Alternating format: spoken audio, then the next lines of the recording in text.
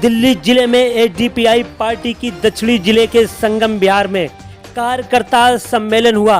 इस कार्यकर्ता सम्मेलन में मुख्य अतिथि रहे अजहर तंबोली, महाराष्ट्र प्रदेश सचिव डॉक्टर आइए खान, दिल्ली प्रदेश अध्यक्ष अब्दुल कादिर, कन्वीनर दिल्ली प्रदेश।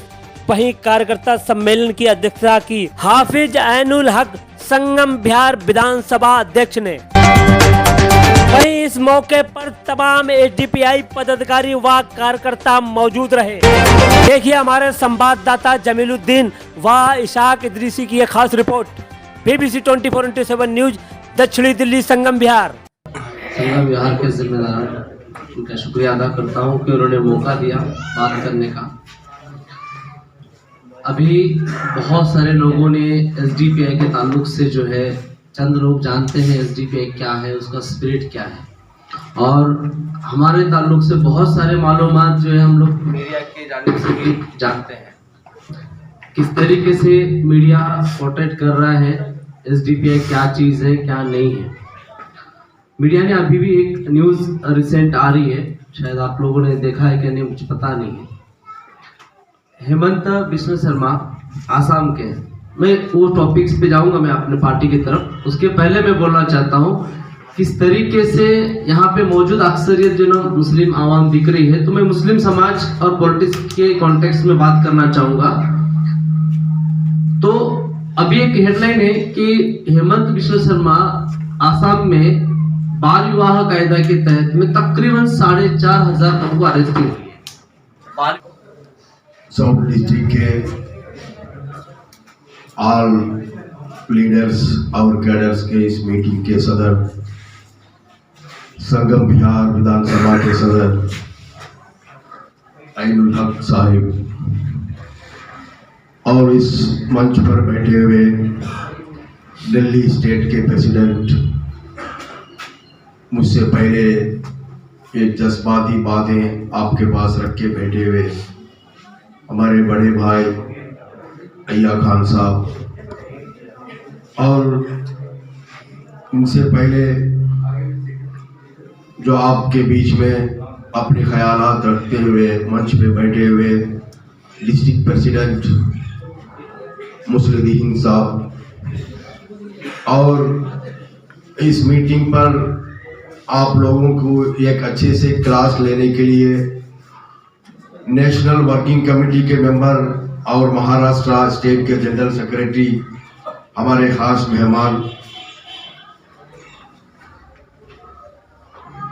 तांबले साहब भी आ चुके हैं, और इधर मौजूदा बैठे हुए तशरीफ लाए हुए ब्रांच के जिम्मेदारान और कैडरान सबको अस्सलाम वालेकुम वरहमतुल्लाहि वबरकातुहू। महाराष्ट्र से यहाँ सफ़र करके आया सिर्फ और सिर्फ आपको और हमारे सामने रूबरू होने के लिए, तो मैं उनको आगे के इस शहर के साथ दावत दूंगा। दश्त तो दश्त दरिया भी नहीं छोड़े हमने, दश्त तो दश्त दरिया भी नहीं छोड़े हमने, और बहरे जुल्मात में दौड़ा दिए घोड़े हमने। तभी जुल्म खत्म हुआ, और फिर दोबारा से जुल्म खत्म होगा जब हम इंसानियत की बात करेंगे, जब हम इंसाफ की बात करेंगे, जब हम भाईचारे की बात करेंगे, जब भाई से मिलने की बात करेंगे, भाई से भाई की खबर लेने की बात करेंगे, भाई को बुलाने की बात करेंगे, भाई के साथ बैठने की बात करेंगे, धर्म के खत्म करके एक इंसानियत को कायम करेंगे, तब ये सारी की सारी चीजें, ये जुल्म और ये जातियां सब खत्म हो जाएंगी। दिमाग पर ये थोड़ी देर के लिए ये बहुत अच्छा असर डाल देती है। हम थोड़ी देर को गुमराह हो जाते हैं और पता ही चलता है कि असल मुद्दे से हम भटक जाते हैं, और इसी का फायदा वो उठाते हैं कौन लोग, जो बेईमान राजनीतिक लोग हैं। आप देखें आज हिंदू शब्द को लेकर बहुत बड़ा मसला चल रहा है। सुप्रीम कोर्ट ऑफ इंडिया का कहना है कि हिंदू कोई धर्म नहीं है। देश के प्रधानमंत्री मोदी जी का कहना है कि हिंदू कोई धर्म नहीं है। आरएसएस चीफ मोहन भागवत जी का कहना है कि हिंदू कोई धर्म नहीं है। लेकिन जब धर्म नहीं है तो यहाँ तुरंत मुस्लिम के खिलाफ क्या कहा जाए, हिंदू एक हो जाओ, घर से कौन हिंदू है। ये 100 साल में किया गया पूरा है। हमारा जो संगठन है वो फैसला लेकर देता है, उसके मुताबिक काम किया जाता है। हमारी लीडरशिप उसकी मर्जी की होती है। हमारे यहाँ ऐसा कोई नहीं है कि ऊपर वाले नेता को खुश करके वो नेता बन जाएगा। राहुल गांधी अपनी यात्रा निकाल रहे थे भारत जोड़ो। बीजेपी का एक नारा था सबका साथ सबका विकास, तो आपकी पार्टी का क्या नारा है? भूख से आज़ादी, खौफ से आज़ादी। हमारा नारा सिंपल है, भूख से आज़ादी और खौफ से आज़ादी। इंसानों को इंसानों से जोड़ो और नफरतों को ख़त्म करो और मोहब्बतों को बांटो।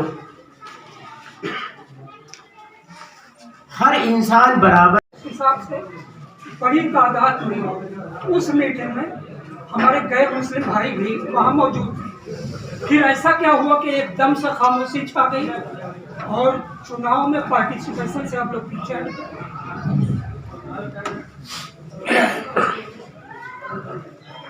आपको शायद अभी बातचीत में आपको पता चला कि एसडीपीआई को दबाने के लिए सरकार बहुत बुरी तरह कोशिश कर रही है। हमारे दिल्ली प्रदेश में कुछ लोगों को, जो एसडीपीआई के जिम्मेदार लोग थे, उनको गिरफ्तार किया गया और उनको ये बताया गया कि इनका लिंक पीएफआई से है। हालांकि जब तक ना तो पीएफआई बैन थी और ना ही उसके खिलाफ कोई एक्शन था, तो उसकी वजह से हमारे साथ जो बड़ी परेशानी रही वो ये रही है कि हमारे लोग ज़्यादातर उनमें से अरेस्ट किए गए थे और चुनाव से पहले उनमें कुछ की रिहाई हुई, कुछ की नहीं हो पाई थी, जिसकी वजह से हम चुनाव में थोड़ा पीछे रहे। हालांकि एक जगह हम चुनाव लड़े हैं मुस्तफाबाद में, बाकी जगह पर हम नहीं लड़ पाए, ये दिक्कत आई है। सर दूसरा सवाल मेरा आपसे, स्लोगन से लेकर पोस्टर बैनर तक बहुत अच्छी चीज का आपने स्लोगन बनाया है, भूख से आज़ादी खौफ से आज़ादी, और दोनों का ही सेंसेक्स इस वक्त देश में बहुत ऊपर जा रहा है। कैसे देंगे? भूख से आज़ादी खौफ से आज़ादी, क्या ऐसी जड़ी बूटी है आपके पास?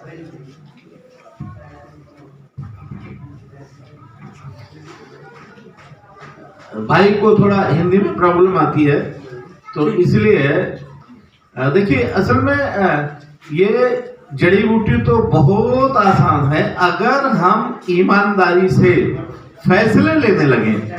भारत की जो अर्थनीति हमारे देश में जो बनाई जा रही है, आप देखें कि 2 लोगों को एक रात में इतना धनवान बना दिया जाता है कि वो जो है कभी दुनिया में उनकी नंबरिंग होने लगती है और कभी एक रात में भारत में टॉप पर हो जाते हैं।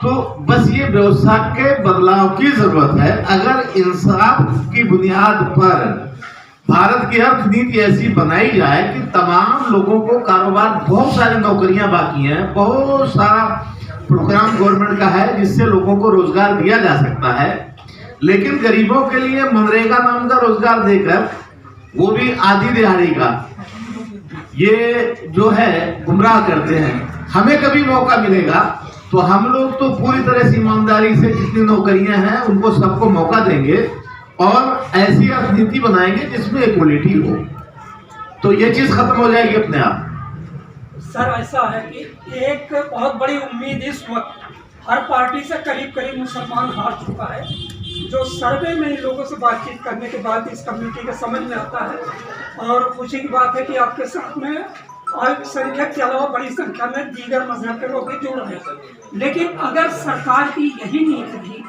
तो क्या आपके समर्थक निराश नहीं हो जाते कि हम सपोर्ट कर रहे हैं, अगली बार भी ये इसी तरह दिल्ली नगर निगम चुनाव के तर्क पर शायद विधानसभा में भी न उतरे आप? अभी आपने सुना, हमारे सीनियर साथी ने बताया कि ये पार्टी के साथ एक विचारधारा है और विचारधारा कभी भी कमजोर नहीं होती, इसमें समय जरूर लगता है। जब एक विचार पनप जाता है तो फिर वो रुकता नहीं, और वो भारत में पनप चुका है। भारत के लोग अब ये समझने लगे हैं कि यहाँ ईमानदार राजनीति की जरूरत है अगर ईमानदार राजनीति नहीं तो फिर लोग देश को लूटते रहेंगे, चंद लोगों के हाथ में रहेगा, बाकी लोग भूखे रहेंगे। इसलिए यहाँ निराश होने की उम्मीद नहीं है। जो वर्तमान, मेरा आखिरी सवाल, जो वर्तमान सर्कमस्टांसेस है देश के, हालात हाजर, उसको लेकर आतंकित, आक्रोशित, भूखी आवाम को आपकी पार्टी बजाते खुदा दिल्ली प्रदेश अध्यक्ष है, क्या संदेश देना चाहते हैं? हम आपके माध्यम से लोगों से यही कहना चाहेंगे कि हमें भारत के लोकतंत्र को मजबूत करने के लिए लोकतांत्रिक प्रणाली में जो हमारा मताधिकार है उसको बहुत सोच समझकर इस्तेमाल करने की जरूरत है। हमें मजहब से ऊपर उठकर, जाति से ऊपर उठकर, नफरत के से ऊपर उठकर आपस में प्यार, मोहब्बत, भाईचारे के साथ हमें इस मुल्क में एक बदलाव की जरूरत है। और उसके लिए मैं आपके माध्यम से ये कहना चाहूँगा कि लोग social democratic party of India का साथ दें और जो उम्मीदें उनकी हैं उस पर इंशाअल्लाह ताला ये खरी उतरेगी। आखिरकार एक विवादित थोड़ा सा सवाल है, पीएफआई से बार बार आपको जबरदस्ती जोड़ने की कोशिश की जाती है, आखिर इसके पीछे की मंशा और सच्चाई क्या है? अब आप पत्रकार बंधु से मैं ये कहना चाहूँगा कि ये आप मुझसे सवाल कर रहे हैं, ये सवाल तो आपको शासन और प्रशासन से करना चाहिए, क्योंकि आप ही लोग दिखाते हैं कि एक बाबा आता है और वो कहता है कि मैंने अब तक 80 मुसलमान मारे और 20 मारूंगा तो शतक पूरा होगा। उस पर ना तो हमारे देश की NIA एक्शन लेती है, ना हमारी लोकल पुलिस एक्शन लेती है, ना स्पेशल स्टाफ एक्शन लेता है। आप देखेंगे कि आज हमारी सरकारें हैं, दिल्ली में जो सरकार है, अगर ताहिर का नाम एक दंगे में आ जाता है तो उसको पार्टी से निकाल दिया जाता है, और जो आदमी आम आदमी पार्टी के मुखिया को ललकारता है और उसकी अकल ठिकाने लाने की बात करता है, वो अगर जाफराबाद में DCP के सामने ये कहता है कि अगर कल तक यहाँ रास्ता खाली नहीं हुआ तो यहाँ हम हालात बदल देंगे, यहाँ हम क्या करेंगे वो आप भी नहीं संभाल पाएंगे, उसके खिलाफ एक मुकदमा कराने की बात नहीं कर सकता। तो ये स्थिति देश में है और जनता इसको देख रही है, जनता इसका जवाब देगी।